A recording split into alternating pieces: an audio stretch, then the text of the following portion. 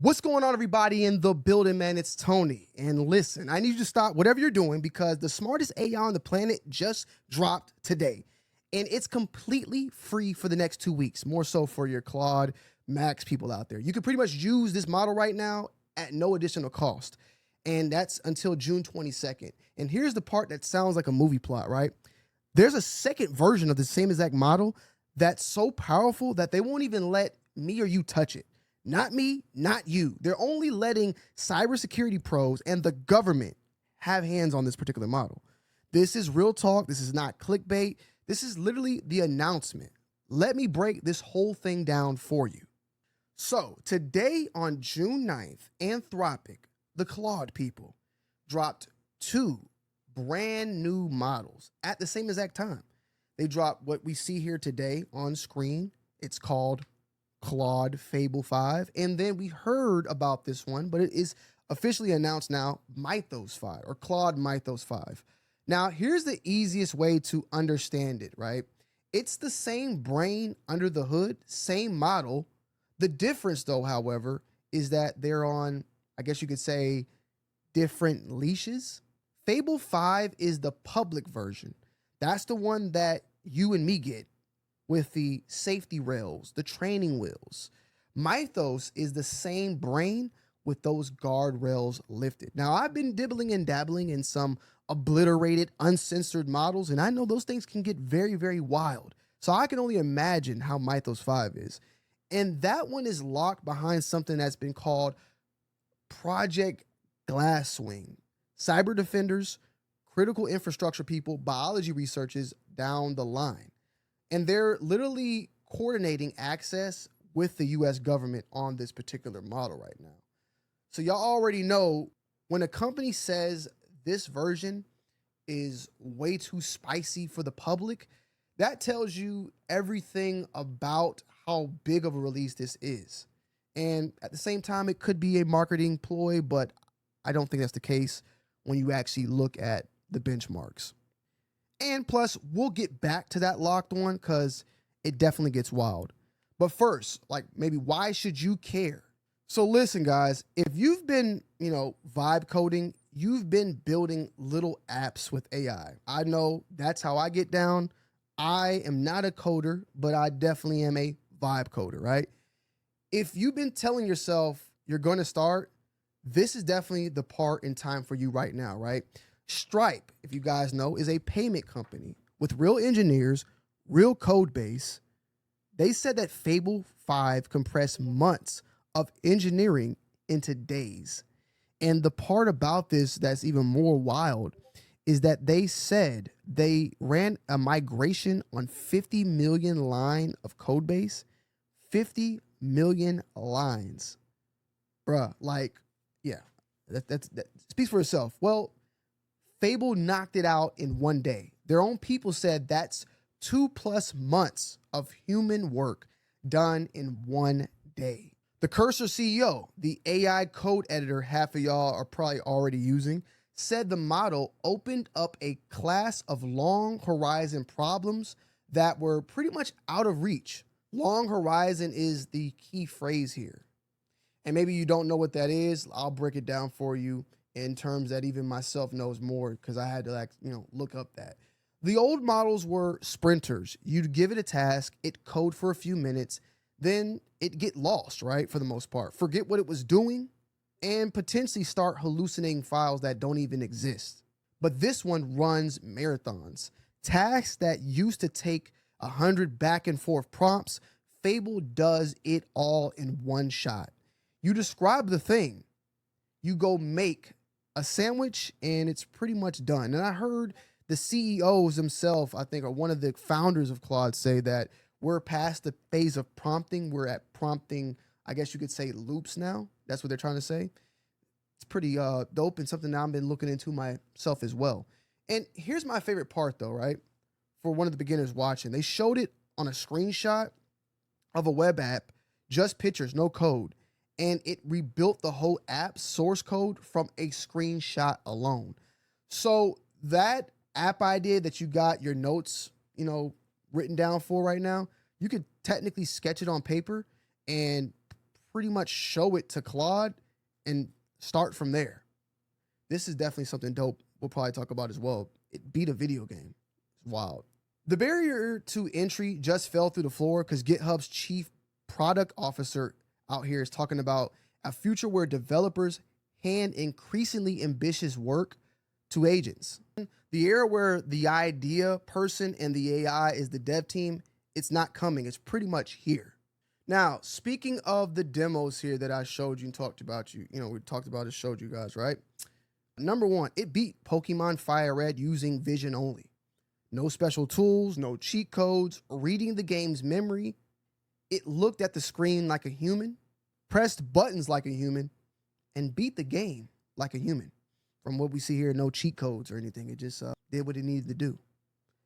Previous models needed a whole toolbox of helpers duct taped on. This one just, for the most part, it sees. And then number two, it plays Factorio autonomously. If you don't know Factorio, because I didn't know as well, it's a factory building game that melts grown engineers' brains. It strategizes on its own long-term planning and as well as no type of babysitting. Number three, and this one got me, as you can see right here.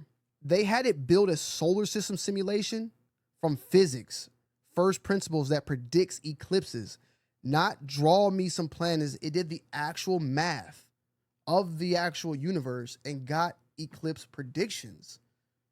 And they did it right. So that's another thing that's like you can see right here. Predicting of an eclipse. Look at that. It's wild. It's wild. It also designed a full 3D printable CAD model and built the browser editor to view it and an AI copilot inside that editor as well. It made a fluid simulation sync to a EDM track that it actually produced as well, which I've been seeing that Claude's been able to do a lot of music stuff lately, right? The model is making its own music videos at this point for the most part. And for the gamers, on Slay Aspire, I think it is, they gave it a memory file. I don't know what Slay Aspire there is, but this is all that I was reading as well, so forgive me. But they gave it the memory file to that, and it reached the final act 3 times more than often before. And a lot of that also deals with the fact that it plays into, it's a memory thing.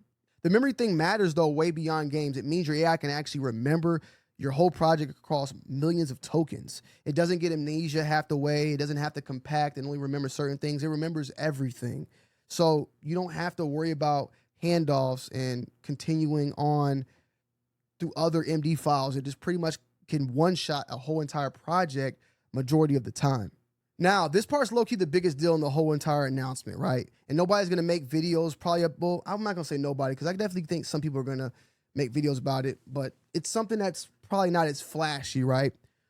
Drug design, its own protein. People said this thing accelerated their drug design process 10x. It matched or beat skilled human scientists on 9 out of 14 protein actual targets. It's the first model that consistently produces novel scientific hypotheses, as in new ideas humans haven't written down yet.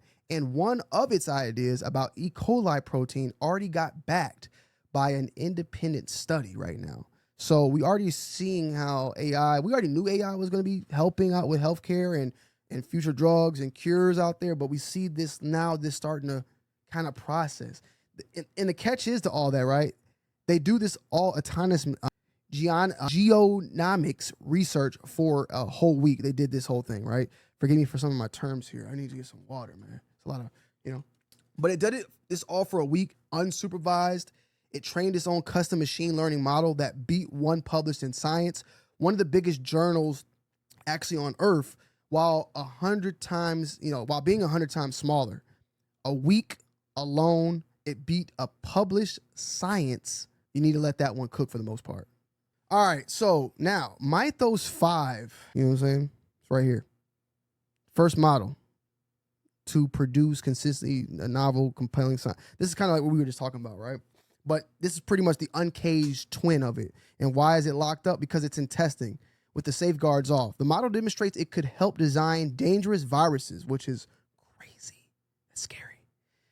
And that's not me speculating either, by the way. Anthropic said it that, they said it themselves. And that's why the public version is existing right now. Because, man, that just sounds very scary, like some zombie apocalypse, but like real life type shit. So Fable 5 ships with all 3 AI bodyguards watching every single conversation. One is blocking offensive hacking, one is blocking biology and chemistry, and then the other one, I think, is actually going to be stopping people from cloning the model's brain to train other knockoffs. They've actually, I think, paid hackers for over thousands of hours out there to try to make jailbreak attempts on the cyber side. And so far, nobody has found a universal jailbreak. And when a actual guardrail does trip, which is less than 5%, even though I've had 2 of them actually run on me about some legal stuff. Like I was just talking to it and I think it transcribed my words wrong and it broke my whole session. So I don't know about 5%, not for me. But it doesn't just slam the door. It says it just quietly hands your request to Opus 4.8, the previous champ, so you barely feel it. So if you do one of these things that breaks a guardrail, it hands it to the lower model, and I guess it lets it do the talking or lets it, I don't know, because if you break a guardrail, you break a guardrail, but that's what it said on the paper. I don't really know. So real talk, I respect it. We just talked about a model that does a week worth of unsupervised science. You kind of want that to have some sort of breaks on it. The fact that they've gated Mythos to security pros in the government, instead of just letting people out there YOLO it in the internet, that's telling, me, and it should be telling you that the capability is actually real. And we are at the point now where models do have to have that type of security because of the potential. And I kind of wonder, what does that mean for future models out there that get made from other brands or specifically open source that don't put those guardrails, or those guardrails are stripped in the open source models?